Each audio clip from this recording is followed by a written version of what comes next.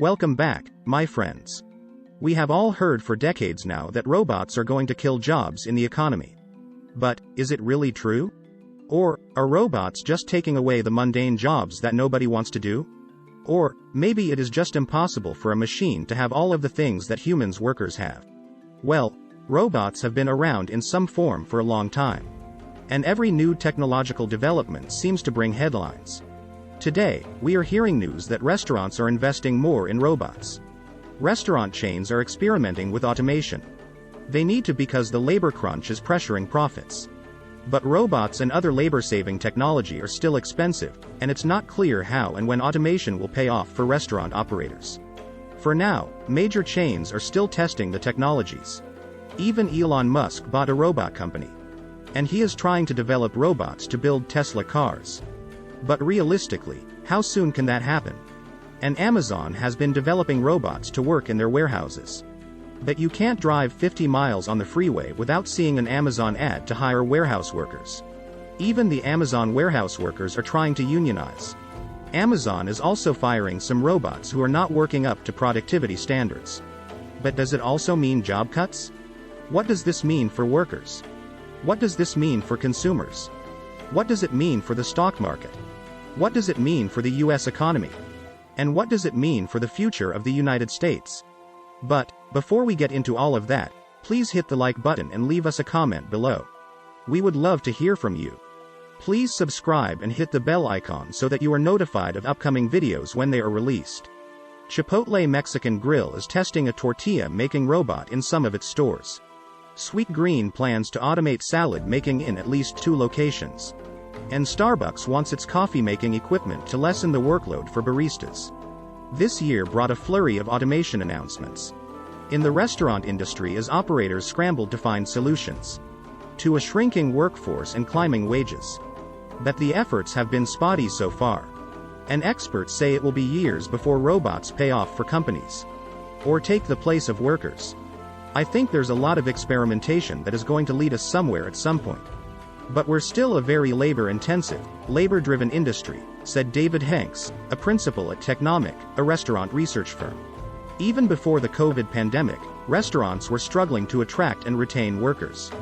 The global health crisis exacerbated the issue, as many laid-off workers left for other jobs and didn't return.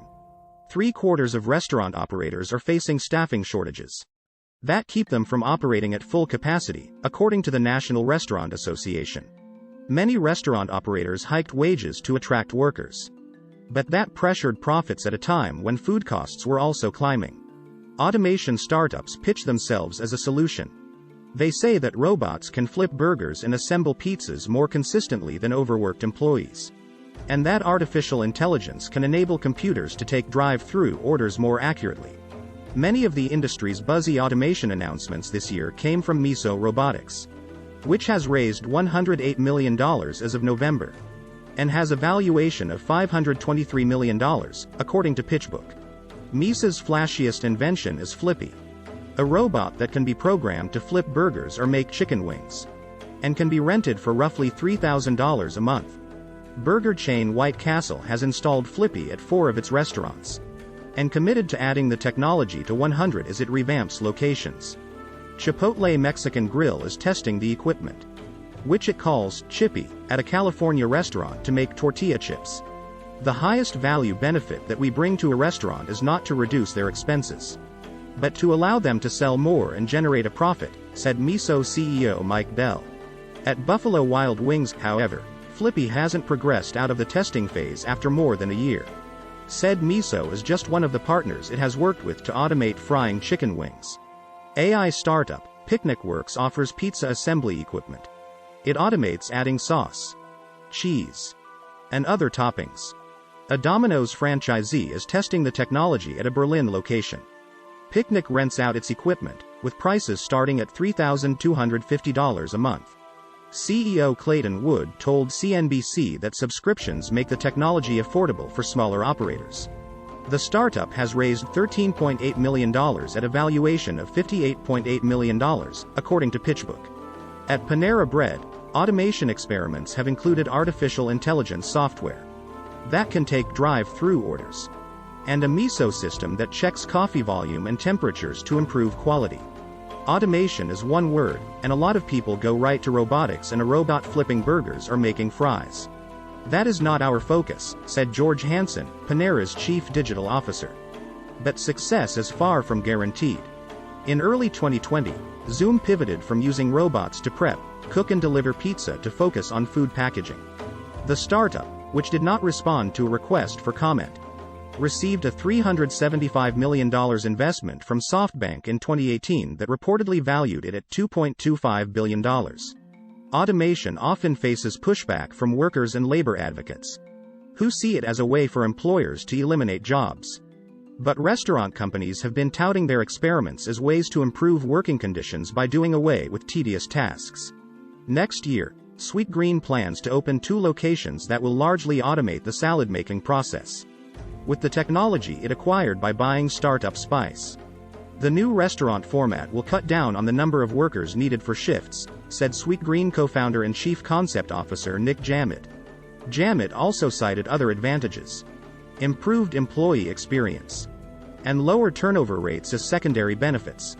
"I'll expect the restaurant industry's push for automation will permanently shrink its workforce," said Casey Warman, an economics professor at Dalhousie University in Nova Scotia. "Once the machines are in place, they're never going back, especially if there's large cost savings," Warman continued. "COVID reduced the pushback against automation," noted Warman. "Consumers got more used to self-checkouts at grocery stores and mobile apps to order fast food," Warman continued. "Consumers are getting tired of reduced restaurant hours and slower service that have come with labor shortages," said Ball State University professor Dina Zemka. "Various restaurant operators have different reasons for investing in technology. 22% want to save on kitchen labor, and 19% are focusing on more efficient ordering. As things stand right now, it is hard to tell if or when any cost savings will materialize." McDonald's spent a year testing software that could take drive-through orders. That was after acquiring artificial intelligence startup Apprente. But McDonald's later sold Apprente to IBM as part of a strategic partnership to further the technology. The Apprente software was tested at 25 Illinois test restaurants. The voice ordering software had an accuracy in the low 80% range, and that turned out to be well below the target of 95%. McDonald's CEO Chris Kempczinski threw cold water on the feasibility of total automation.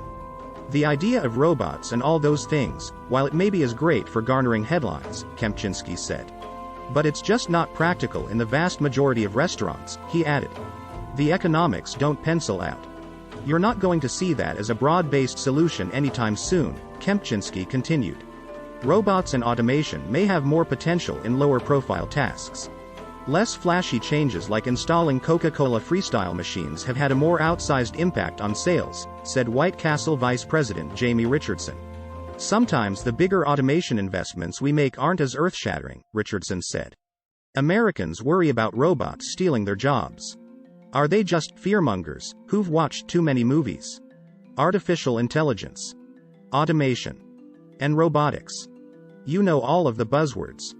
If you listen to the proponents, robots will boost workers' productivity and spur economic growth, and, at the same time, create new jobs with higher pay. Or at least that's the argument. But robots may not be as beneficial for workers as some claim. New research shows that automation could have positive impacts on economic growth and productivity. But workers might not be the ones who benefit. China has invested heavily in robotics. It has led the world in the automation of jobs for more than a decade. This makes sense because China is a world leader in the industrial sector. Over 400,000 human jobs were replaced with robots between 2012 and 2016. Agricultural and manufacturing sectors are a much larger proportion of the overall economy in developing nations. Automation and robotics are more developed and prevalent in these two industries. So, robots are more likely to displace workers in developing nations. What do you think? Please leave us a comment below. We would love to hear from you. Please hit the like button. Please subscribe and hit the bell icon so that you are notified of future videos when they are released. Please share this video on social media. Thank you for watching.